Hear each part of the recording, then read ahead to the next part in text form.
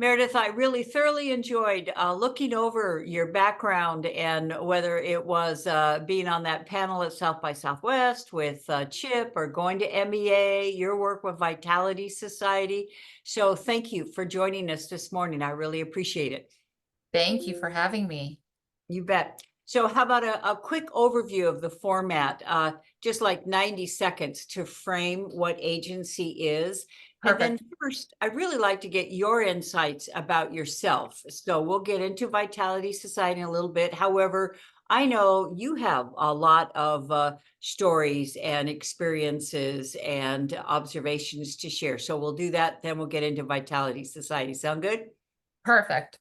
Okay, so the 90 seconds on agency, it originally started as I used to work with Rod Laver in the tennis industry, and we had a woman on our team, and every time she hit a winner, she would say, "Not bad for a 60-something." And I promised myself I would never do that. That all of us were young, and it's like we are never going to talk about our age or act our age or use it as an excuse or an accolade. Well, fast forward several humbling decades, right? And all of a sudden it starts creeping into the conversation. And so originally I'm a communication person, so I know you need a new word, like um, Dan Pink and Drive and Malcolm Gladwell and Blink and Angela Duckworth and Grit. So it was agency, capital AGE, little NCY. And however, what's happened, Meredith, along the way? Everyone I interview, everyone who takes the quiz says, OMG. And it's like, I need to teach my kids agency, when they're 6 years old and 10 years old and a college grad deciding what to study or what to do with their career, or that, as you well know, agency really is this taking responsibility. It's improving what happens to us, around us, or by us, for ourselves and for the world. I think your work with Vitality Society is a wonderful example of, like, you've identified a real concern and a real issue that's impacting millions of people. And so part of your agency is for yourself and your family and for this whole demographic of people who want to be independent, and how to help Correct. facilitate that. So that's a Perfect. background. So any I love that. I love that. Mhm. Yes, agency in so many dimensions we could talk about, right? As a parent, as a professional, as a provider, all of that. Okay, now just run with that. So you brought up agency in all of its dimensions. So what are and you said parent, partner, what are the dimensions of agency in your mind? Perfect. First of all, we're recorded, right? Because I don't see that it's record. Oh, I do. Okay, Okay, perfect. correct. Okay. So thank you so much for having me. I'm so delighted to be here. I love this idea of agency. Um, for me, it's multidimensional. As a parent, I am the mother of a teenage girl. And I love when I ask my daughter something as simple as, what do you want to eat? To what do you want as a backpack to go to high school? To what sport do you want to play for school? And going into high school, what schools did you want to apply to? So this idea of at every stage and age of life, beginning early on, is to be able to foster a point of view and a perspective, and then do something with that. So to know that she has choice and she needs to think through the choices she's making and make good decisions along the way. As a parent, I can simply provide some sort of understanding. But as she matures, she understands things, frankly, even better than I could ever. So I'm so happy that she has the ability to, at this stage, develop that perspective and that independence in decision making. But it comes with practice and it comes with patience as a part of a parent. But it's something that's a work in process.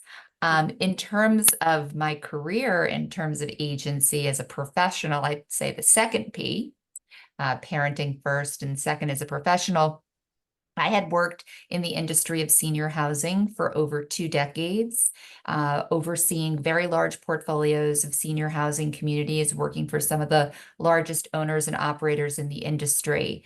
And in terms of my professional agency, I felt that I wanted to do more and better. I wanted to think differently and try to create an opportunity that would help propel the industry forward.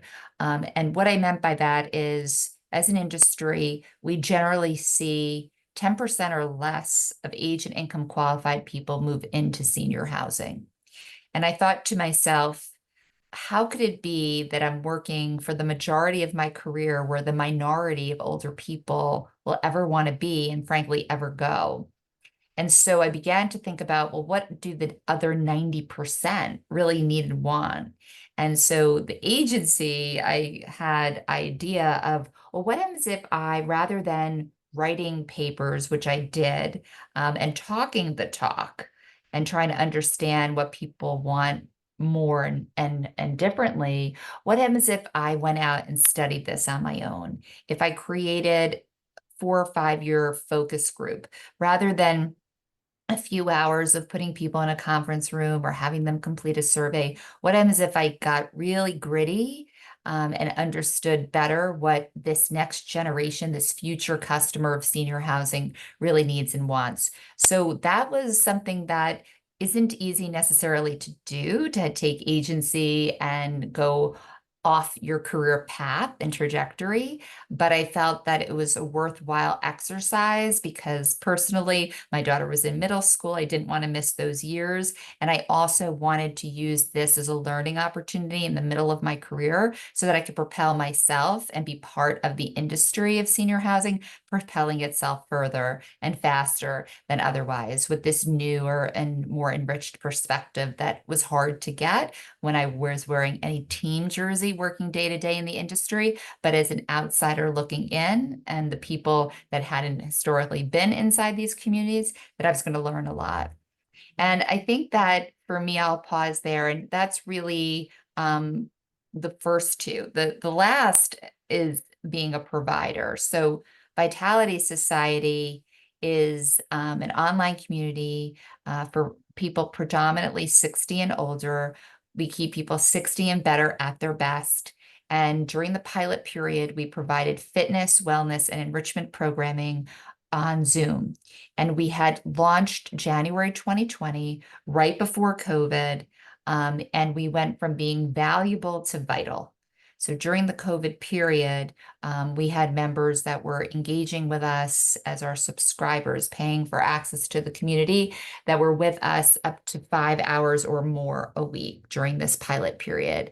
And I have to say, during that time, because people were so engaged in what we were doing, they were forming beautiful friendships with each other, connections with our coaches, and essentially building a community while people are home alone, often quarantined. But since the pandemic, right, we were also very valuable to people so that they had the strength, the stamina, the stability to go on and continue to live independently and, frankly, with vitality as long as possible. So by giving people the content they needed, communicating and connecting with them in ways that made our platform very accessible, doing it in an affordable way, less than $1 a day, we really have been transformative to people's lives. And that, to me, took tremendous agency to be able to think differently and try something that hadn't been done at the time.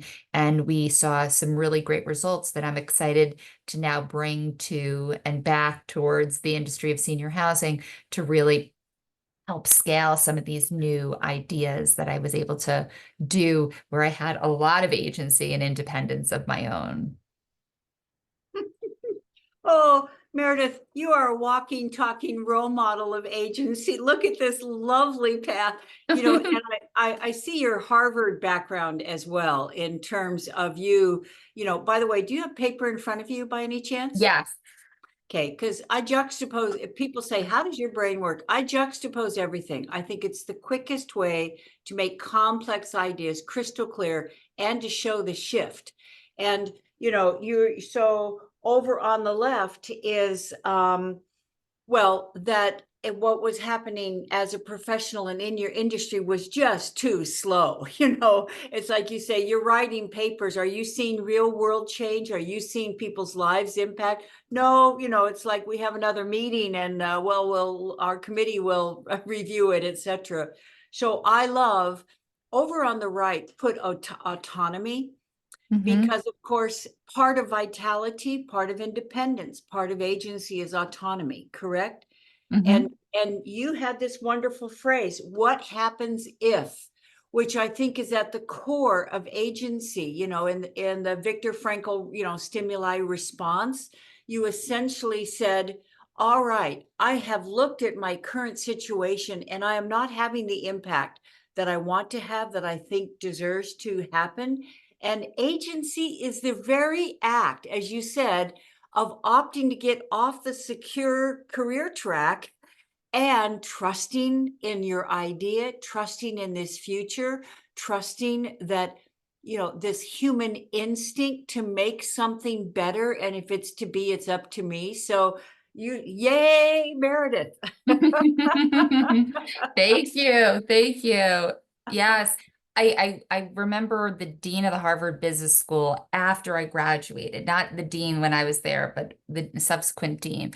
And I went to a program that I was invited to attend, and he had introduced a very complicated alumni student program. And he said, this is the first time we've done this. It was quite a remarkable feat. He said, when you're going to do things differently and you're going to do things better, you need a lot of yeses. And then he paused. And I saw him later in the evening, and I said to him, Dean, like, or what? I said, if you are going to do something so complicated and difficult, you need a lot of yeses, or what? He looks at me, he said, Meredith, or why bother? If you're not going to do it differently or better, why bother? And that was something that really had propelled me forward, right? Which is to say, as you say beautifully, that what if I continued to do what I had always done? I would have gotten the results that I've always gotten. What if the industry doesn't try to transform and perform at a higher level? We will always get the results that we've always gotten. And so if we're going to do things differently and we're going to need to do things better, dare I say, you're going to need a lot of yeses. Like you need a lot of people, the capital in senior housing to say yes. You need the prospect of people to say yes. You need the residents to buy into it. You need the staff to buy into it. So change is not easy, but it's vitally important.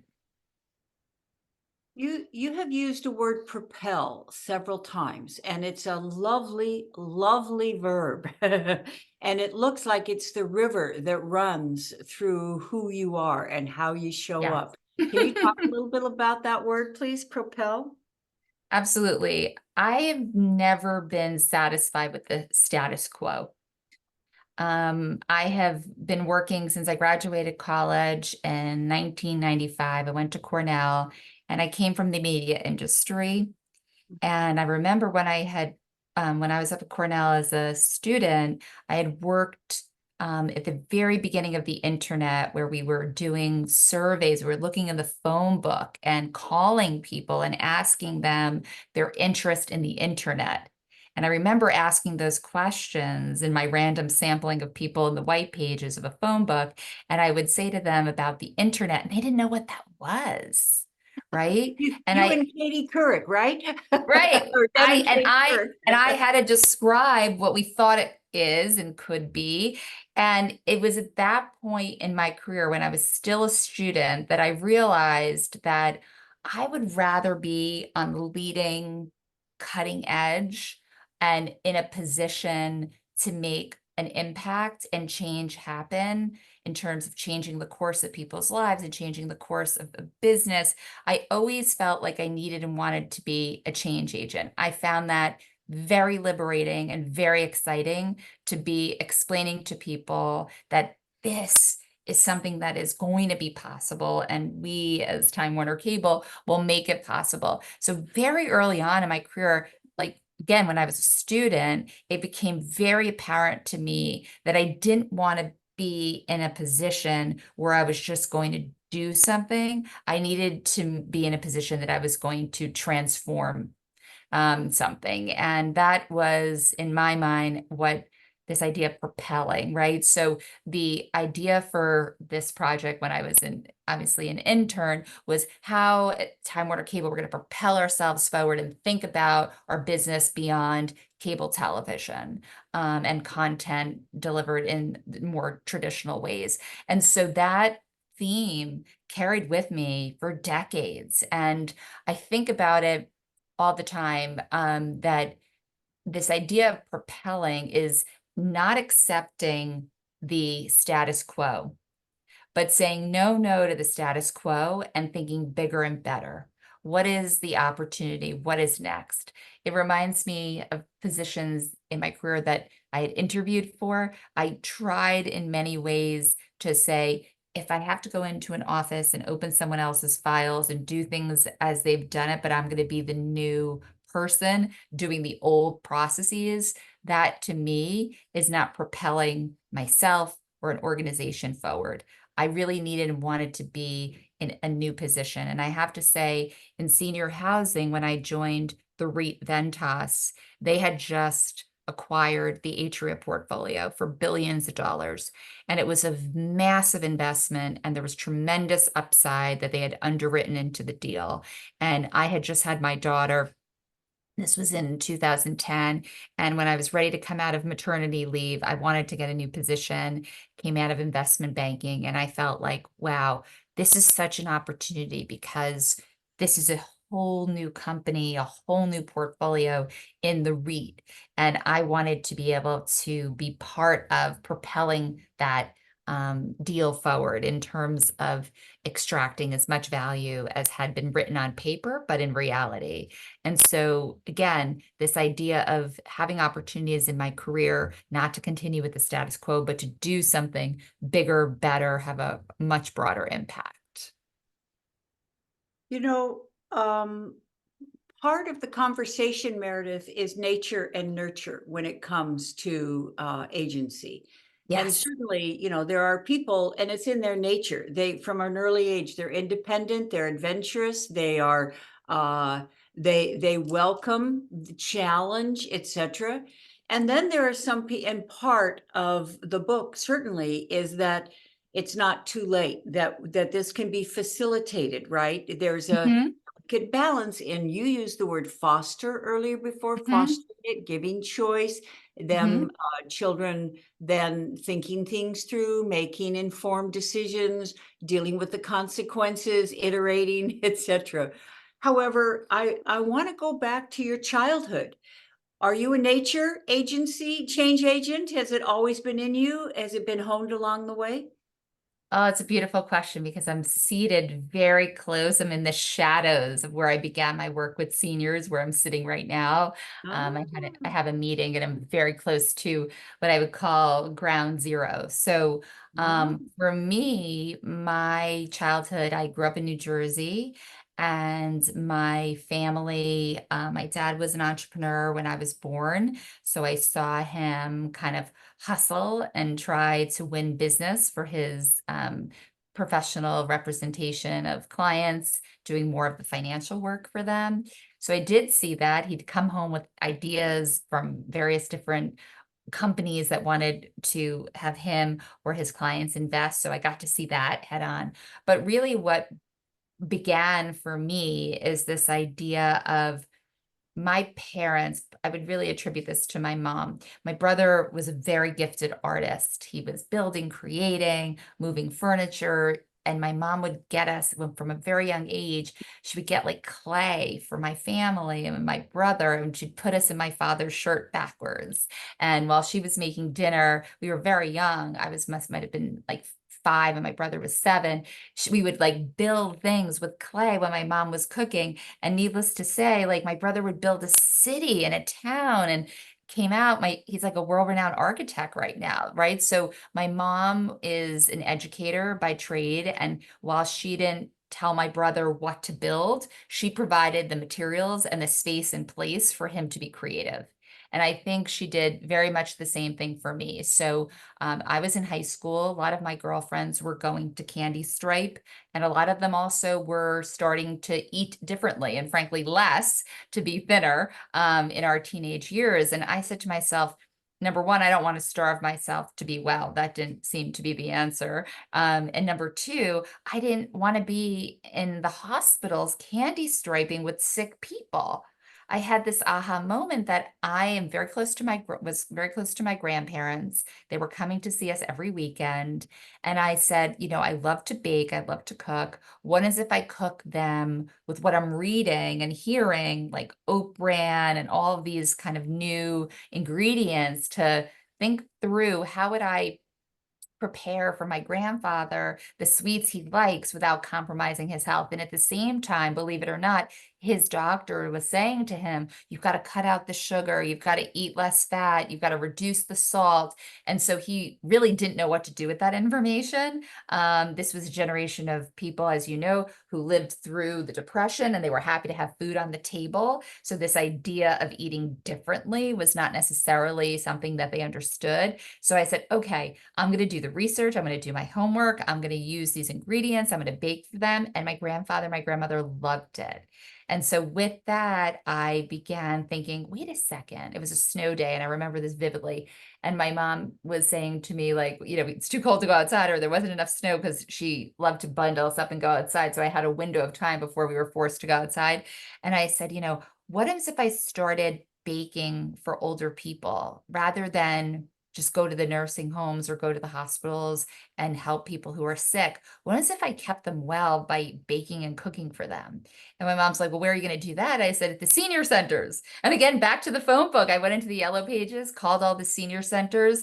I said I was going to come with my grandfather. He had just won this award on a cruise ship as Mr. I guess he was simpatico. And I said, he loves to tell jokes. I'll have him warm up the crowd. He was the comedian, I was the cook.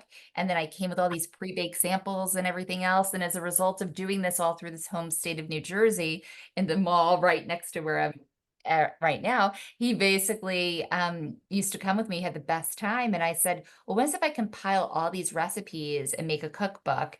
And the senior center of Monmouth County funded that. And I toured the state, sold the cookbook, and donated all the dollars to my area of aging, and won a congressional award before I went to high school, before I graduated high school. So for me, I have had this idea of the nature nurture, right? My parents definitely made this possible. My dad likes to say, at the time I didn't drive, I didn't have any way to buy ingredients. I had no way of getting to these senior centers. So it was a whole family affair. But when I was there and what I was saying, talk about agency, that was really up to me. And I made a pretty sizable, significant impact on people's lives. And I was invited to come back, and the word spread, and my grandfather and I went on tour, and it was a lovely experience of my life. So I was definitely nurtured early on to think and act creatively and differently, but it does, as you say, come from within. Because I know with my daughter, we wrote a book, really ready to read, when she was just 5 years old, and we did a Kickstarter campaign, and we raised all this money, and she was reading in different libraries and going different places. So it was like chapter 2 for me in book writing. And then I said to her, Brielle, we raised $10,000. We've been reading all over the libraries. We're donating all these books to these health centers to give out the book. And I said, people want us to write another book. And she was just started kindergarten. She's like 5.5. And she's like, Mama, that's way too much work. And I laughed. So, it's not in everybody's nature. She's a very ambitious kid, but, she had done the first book and she wasn't up for the second book. She's like, God, that was way too much work. So I kind of laughed. So she's very ambitious, but it made me kind of giggled inside that, she realized all the steps it took to right? She drew all the pictures, she wrote all the pages, we put it all together, and we went as far as to go to the factory and the publishing place where they printed the book. So she pressed the buttons, we got it in boxes, we had to carry it, we had to label it, we had to run the labels, we had to get the stamps, put the stamps on. So many steps after we raised the money, and that was no small feat either. So it made me laugh where she was up for it the first time, but she had reached her natural limit the second time. It's interesting though, because agency has a long tail, doesn't it? And that she has done that, as a parent and as a professional and as a provider, that will reemerge at some point. That because she's been there, done that, and and who knows, it may be when she encounters what she did at 5 and then gets to apply that to a whole new project, right? Absolutely. And we've done our family many volunteer programs through our temple and the school.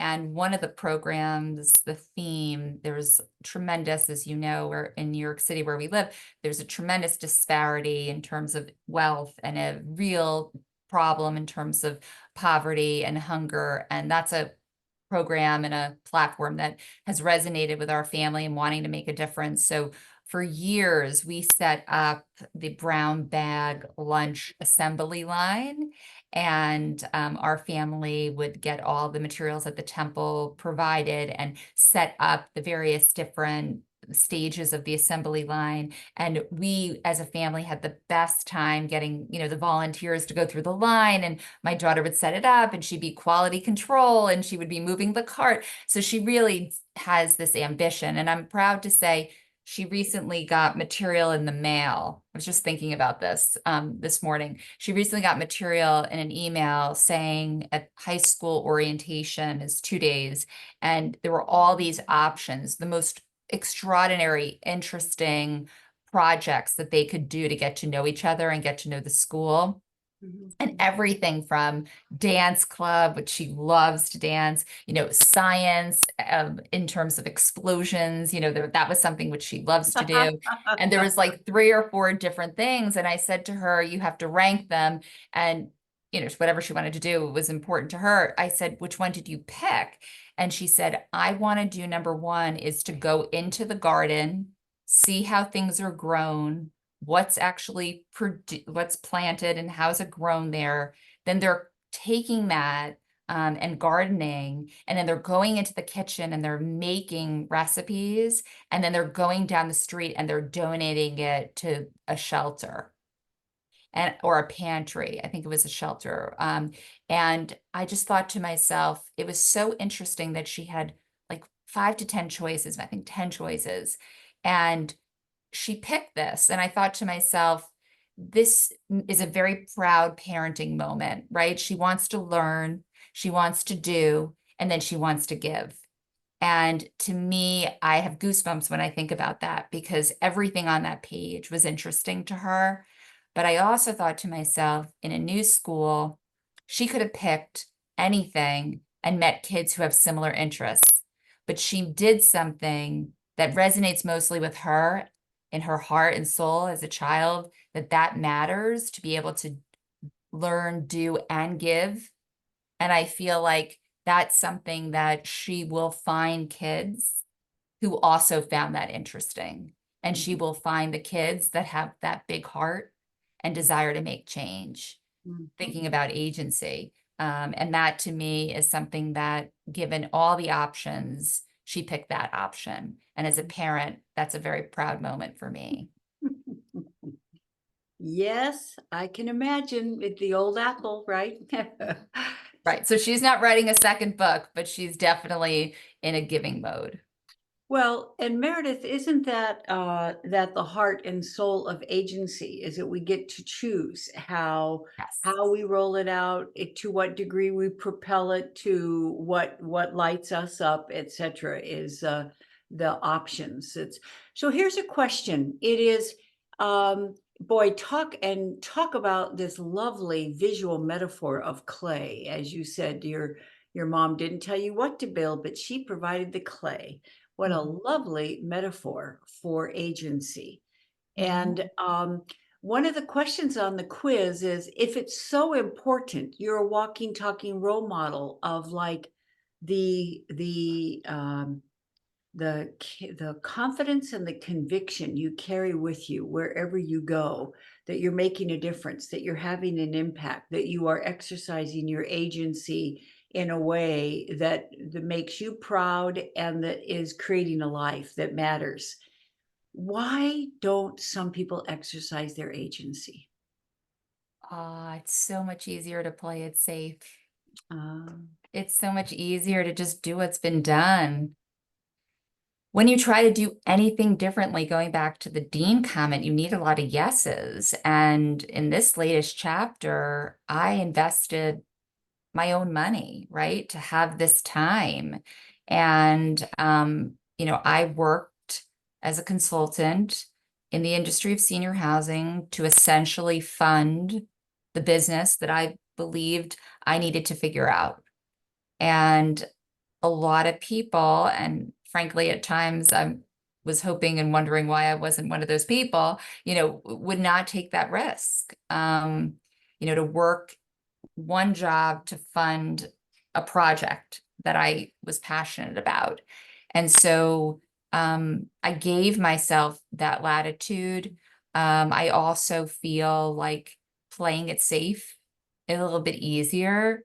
And for some people, candidly, it's better, right? I, it depends kind of your risk tolerance. I tend to be a risk-seeking individual, but I always play it safe. I think about it a lot. My brother and I obviously came from the same household, and he is like, in some ways, like an adrenaline junkie, right? He wants to ride on these cliffs with his bike. He wants to ski these tough terrain. He wants his kids to, professionally ski at fast speeds or big moguls. Like, I don't have that in me. I take and play it a little bit safer. And but I still have the desire to take risks. I believe and hope, we'll see, that they pay off.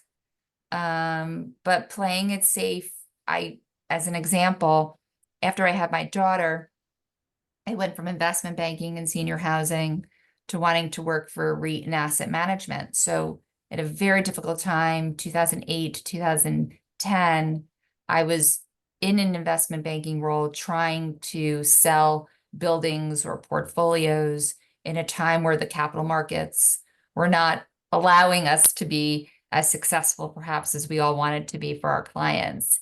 And it was very difficult. And when I interviewed for an asset management job with one of the largest REITs in senior housing, they had said to me, "But you're a deal person. Why would you want to go into asset management?" And I said, "You know what?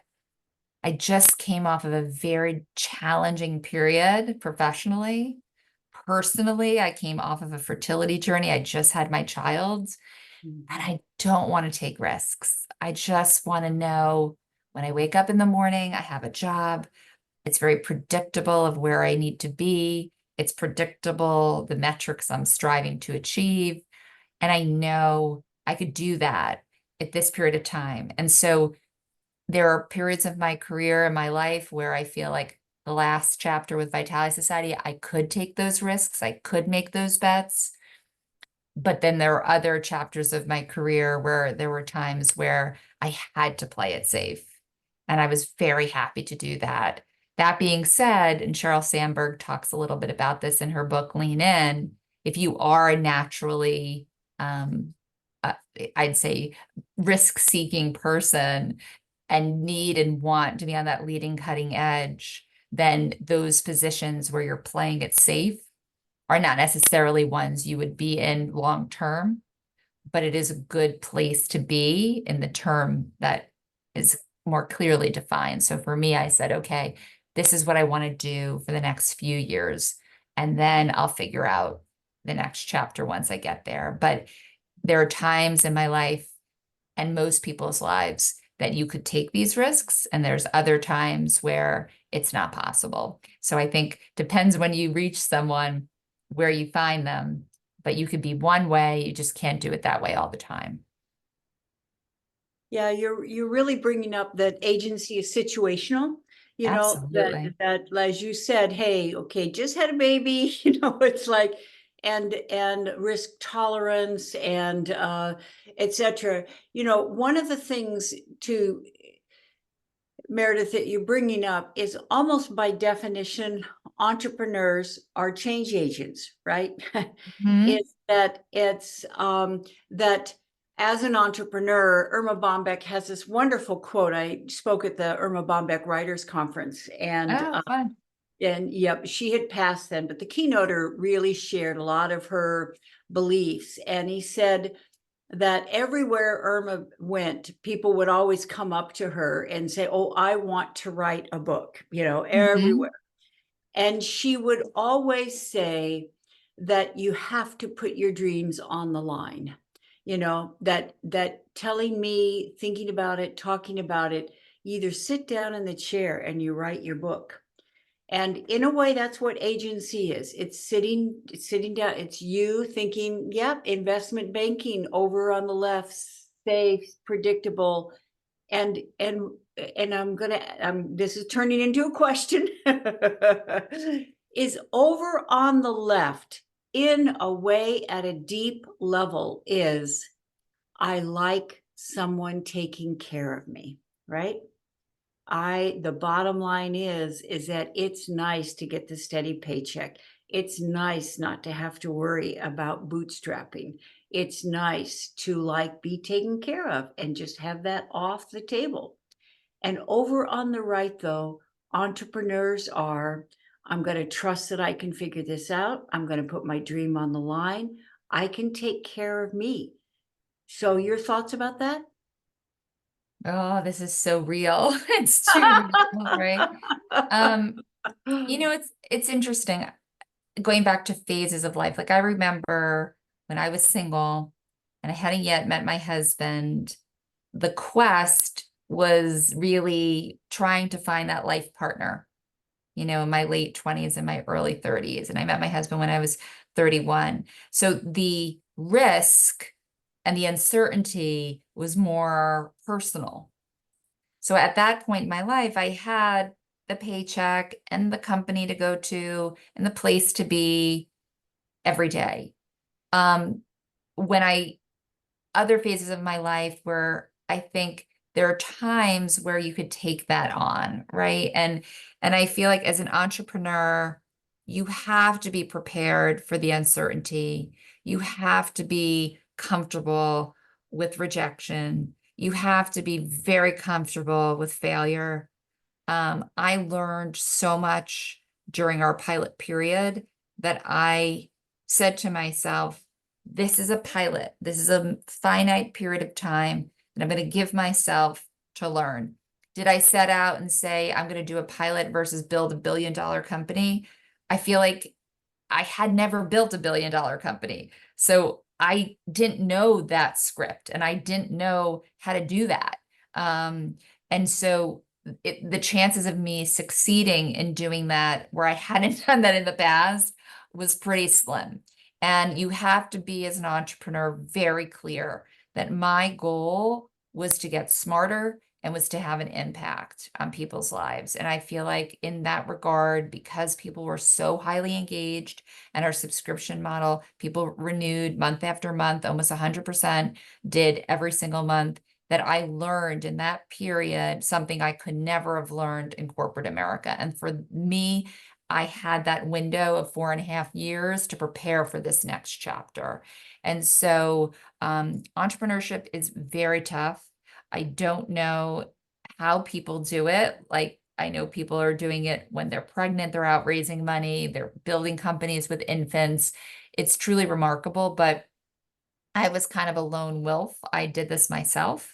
And I feel like if you are going to be an entrepreneur, the most, I'd say, success that you could set yourself up for is to align with a co-founder who's done it before, money that believes in you before you get too big or do too much, is to set yourself up for success. And frankly, I didn't do that. But when I thought about it as the process began to unfold and out as I became more entrenched, I said, you know what, I have to think more realistically and do what I set out to do and do it in the most frugal way that I can so I could fund it myself and then walk away and scale with a bigger platform with a bigger team and around me. So I think entrepreneurship is very tough. Building big companies like I learned about at Harvard Business School is very rare.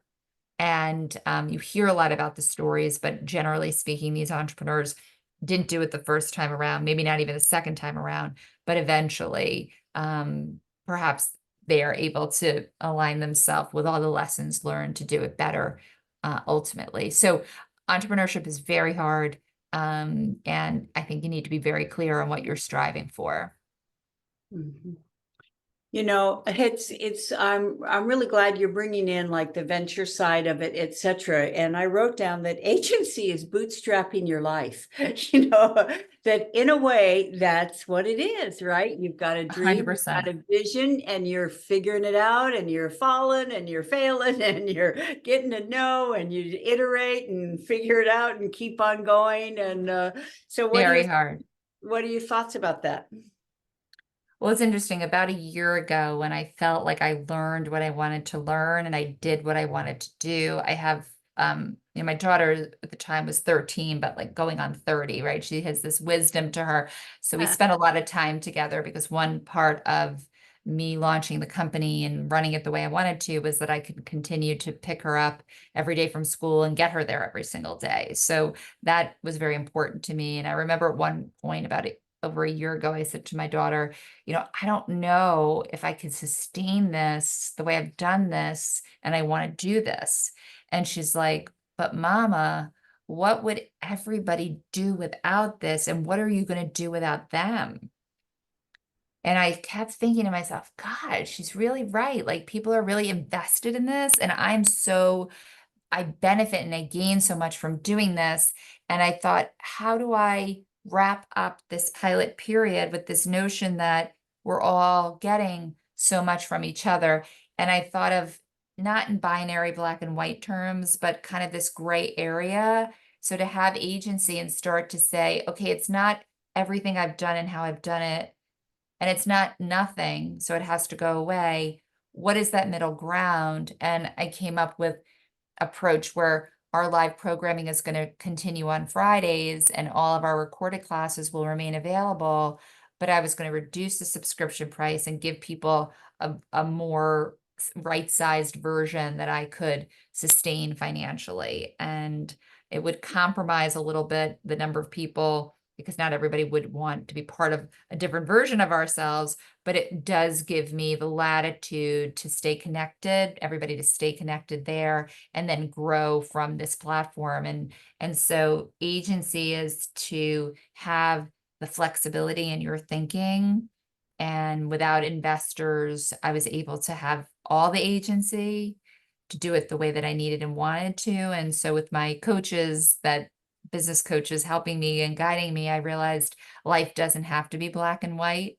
Like my shirt, it's more like my logo, where this infinite possibility. And that's something that I begin to think about, that if you don't have agency, you don't have that latitude. And that is what you need as a founder and of any scale, of any size. You know, I tell you, the agency is not one and done, right? And that it is constant iteration. And as you say, you're factoring in the time of your life, where your daughter is in school. It is looking at the future and can you sustain that? Well, maybe not. That I have a great friend who said something so profound. She said, a lot of times when people learn a lesson, they will say, well, I'll never do that again. And she says, I'll never do it like that again. like Isn't that again. Yeah. that profound? That's true learning. Yes, yes. And that's how I feel. Like I will never go at this alone again. Mhm. Agency for me is really about leveraging the lessons I've learned, taking the best of what I've done, which I'm very proud of. We have built the stability, the stamina, and the strength of this generation. We kept people connected, we kept them well, we've kept them independent. And now it's with this insight that I have about our future customer for senior housing, I could circle back and make a greater impact. And I wrote a white paper for senior housing, which was a new perspective on an aging industry. And this was printed by one of our largest industry associations in 2019. And now, as I said, rather than just talking the talk, I've walked the walk, and now I can go back and make a change, and really support the best in class providers in our space and owners in doing things a little differently. We as an industry, status quo is a no-no. There's no way as an industry we should be satisfied with just an expanding pie of more older people, but that we only serve 10% of them. We need to be an industry that has product market fit, that we can serve so much more and so many more people.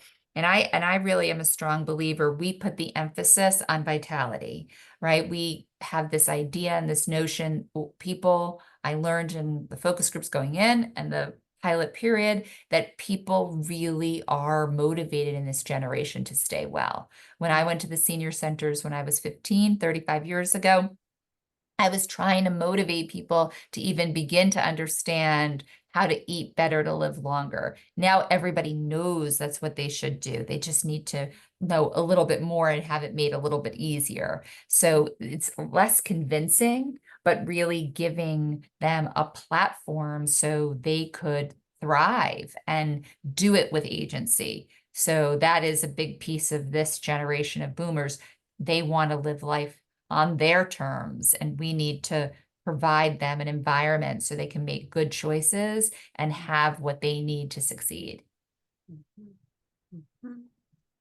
So, two questions, because I know we need to honor our time here. Yes. So it's, the first one is, if you were going to give advice, if someone said, I have embraced this idea of agency, I understand its pivotal role in my quality of life, and I want to get better at it, what would be your advice?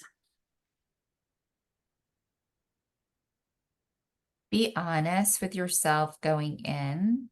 Realize that alone, you can only do so much, that you need people with you, money available to you to be successful. If you define success based on impact of as many people as possible. So I think this idea of surrounding yourself and ensuring that you have the resources. And I remember it in business school, like the idea of entrepreneurship is having unlimited desire and unlimited ideas and unlimited possibilities, but very limited resources. So that's systemic in this type of work, that you're always going to want to do more and have more and generate more, but always have a scarcity of people and capital to make that possible. And so I want to tip the scale a little bit more in my favor in terms of setting myself up to be successful with a little bit less dreaming and more the infrastructure to succeed at a higher and better scale than I have done in this pilot period. So I think I've learned that what I needed and wanted to learn, doing it with tremendous autonomy. But now is the time, if I want to scale what I've learned, I have to set myself up for success with the people and the capital around me to really have the biggest impact, which has always been my goal. I went from asset managing over 60 communities, billions of dollars of real estate for one of the largest owners in the industry, to then in our pilot serving 125 people and really getting gritty. But candidly, I loved doing that work because I just needed and wanted to understand and learn what I couldn't figure out when I was part of a big company working on a different scale. So now that I'm ready, now I'll close the gap. So I would say lessons learned, set yourself up for success, be clear on your objectives, and find the people and the dollars before you get started to have the greatest impact. Mhm. Okay, so 60-second story. When I was in DC, I saw, I think there's a conference called Do Well or Do Good or something like that. And so Patty Stonecipher spoke. And you remember when she was with Bill and Melinda Gates Foundation, talk about a multi-million billion-dollar budget, right? And so when she decided it was time to move on, she came and she ran Martha's Table in Washington, DC. And everyone was going, "What? You did what?" But Meredith, she said something so profound. She said that when she showed up the first day, that they took her around, and she said, "Do you know how many shelters there are or pantries there are in Washington, D.C. feeding the homeless?" And there were 47. And she said, "And do you think the right hand knows what the left hand is doing? No, they're not coordinating. 5 food trucks show up at the same shelter and then 4 shelters don't get any food that day." And she said, "What hubris to think we can solve poverty, homelessness, hunger on a global level when we can't even solve it on a local level." That That's, really is profound, isn't it? that's beautiful. That's exactly right. You got to get it right in a small scale. Otherwise, how do you grow? How do you have an impact? It's impossible. I love that story. That's a beautiful story. Mhm, And you need candidly that visibility, right? You mhm, need to have, I call it kind of being giddy by getting gritty, right? This idea of like the closer you get to the problem, the closer you get to the people, the deeper and better your understanding, which is very different than the role when I was an asset manager, where I would go visit the 60 plus communities twice a year and spend several hours and kind of parachute in, learn from the team, see the residents, and then leave several hours later. And mhm, then that was empowering in and of itself, but in a different way, right? Because I would visit so many different communities, bless you, and start to try to piece together patterns. But what I did with Vitality Society was not to see the pattern, but to mhm. change the course of the industry. And that is very different. Write that down. Which brings me, see the grant change course of the industry. All right, so change the industry. What is so apparent throughout this, Meredith, and I know that you and your daughter wrote a book when she was 5, etc. So tell me how much you're writing and speaking about this, because talk about a brilliant mind, talk about a vision, talk about an understanding and appreciation of the process, talk about someone who is committed to impact. So tell me how much you're speaking and writing about this, and you're next. After, oh, that's the goal. So I've written a draft of a white paper where I have tried to define this next generation, this future customer, to the music of the generation that they're part of. So I've come up with 10 distinguishing characteristics of this future customer that we as an industry can serve. And I have in my mind placed it to the music of their generation. So I'm doing another white paper, and I'm in the process of seeing which industry organization I'm going to do it with in senior housing. But I'm also intrigued by every industry really understanding this population. So I'm trying to, and we'll see how successful I am in once this document is written, not to be written simply for senior housing, although that will be the emphasis and the focus, but to say these are characteristics that every industry in retail and automotive and travel and whatever industry should begin to understand that I'm calling it going for the golds, that there is so much potential to serve this older generation of boomers, but there's also this lack of understanding and appreciation that I have now developed that I really want to write it, document it, and distribute it. So to get on the circuit to talk about it is something that is a work in process that has been drafting the document, now deciding which industry to do it with, and then get back in some sort of conference circuit to be able to talk about it. And again, it to me was a bottoms up approach, right? And as a career, I've kind of developed, and as your career progresses, it's a lot of top down. And I needed and wanted to bring that perspective from the bottom up. And so I'm hoping that in the middle, right? Because I've done the top down roles and now I've done bottom up in the pilot to be able to take that insight to say, okay, this is $1 billion longevity economy, and here senior housing and other industries with the writing and the talking that I'll be able to do. So I just sat on a panel for the US News and World Report talking about healthy communities of within areas with people of color. So this idea of the message far exceeds the private pay market of senior housing, but here the idea of community, which is what we've built to be a catalyst for health. And I think that's something that is very important to me as well. Mhm, mhm. Okay, and so officially we'll end the agency interview right now. Do you have just a couple more minutes? Sure, I have a meeting in a minute, so anything you'd like, we can talk about too after. Okay. The only thing is we're just gonna play for a second, okay? And I'm Sure, honoring the meeting. sure. Over on the left is a white paper, and I understand all the reasons why that is a logical next step. Over on the right, Meredith, why not just a nonfiction book proposal? You know, you talked about visibility, and I think you know I ran the Maui Writers Conference for 17 years. It was the best writers conference in the world, and I always Wow. keep my antenna up for commercially viable ideas. And you know, you've done the work, you're bringing the expertise and the vision to the table. And as you said, this is not industry specific. You're going to use that as your core, however, whether it's automotive or retail or whatever.